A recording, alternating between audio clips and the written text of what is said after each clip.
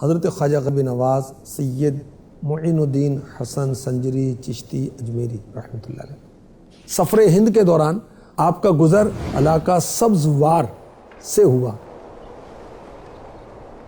وہاں ایک باغ میں، ایک گارڈن میں آپ نے قیام کیا۔ اس کے بیچ میں بڑا خوبصورت ایک حوض تھا، تالاب تھا۔ یہ تالاب تھا حاکم سبزوار کا، بڑا ظالم بد مذہب شخص، عقیدہ اس کا ٹھیک نہیں تھا۔ باغ میں آتا تو شراب پیتا اور نشہ کرتا اور شور مچاتا۔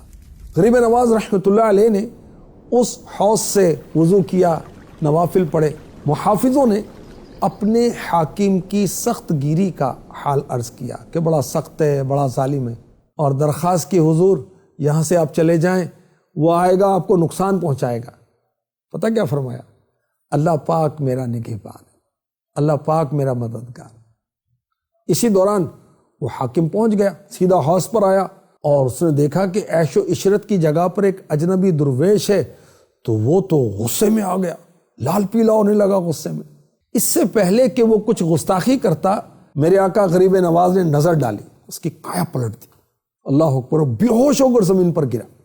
خادموں نے منہ پر پانی کے چھینٹے مارے، جیسے ہوش آیا تو آپ کے قدموں میں گرا اور توبہ کی گناہوں سے، برے عقیدے سے، اور آپ کا مرید ہوا، اور سبحان اللہ اس نے ظلم و جفا چھوڑ دیا اور ساری دولت جو ظلم سے لوٹی تھی اصل مالکوں تک لوٹا دی۔ سبحان اللہ، آپ کی صحبت میں رہنے لگا، اور کچھ عرصہ آپ کی صحبت میں رہا تو میرے آقا غریب نواز نے اس کو خلافت عطا فرما دی اور وہاں سے تشریف لے گئے۔ سبحان اللہ۔ خواجہ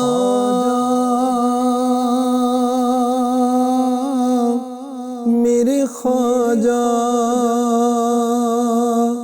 میرے خواجہ، خواجہ میرے خواجہ۔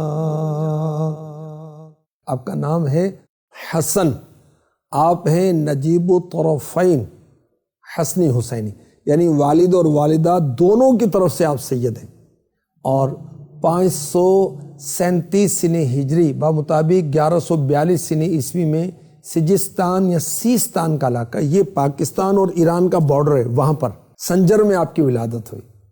اور آپ کے القابات کیا ہیں؟ معین الدین، خواجہ غریب نواز، سلطان الہند، وارث النبی وغیرہ۔ آپ کا سلسلہ نسب جو ہے وہ کیا ہے؟ سبحان اللہ، سید معین الدین حسن بن سید غیاث الدین حسن بن سید نجم الدین طاہر بن سید عبدالعزیز۔ ایک مجذوب بزرگ جو ہیں ان کا نام تھا حضرت ابراہیم قندوزی رحمۃ اللہ علیہ، ان کی آپ نے خدمت کی۔ انہوں نے اپنا جوٹھا آپ کو کھانے کے لیے دیا، آپ نے جب کھایا ان کا تبرک تو دل کی دنیا بدل گئی، دل سے دنیا کی محبت دور ہو گئی، سارا ساز و سامان بیچ دیا، فقیروں میں تقسیم کر دیا، اور 15 سال کی عمر میں علم دین کے حصول کے لیے راہ خدا کے مسافر بن گئے، اور سمرقند میں حضرت مولانا شرف الدین رحمۃ اللہ علیہ کی بارگاہ میں حاضر ہو کر آپ نے علم دین کا آغاز کیا۔ پہلے قرآن پاک حفظ کیا، سبحان اللہ، حافظ قرآن تھے میرے خواجہ۔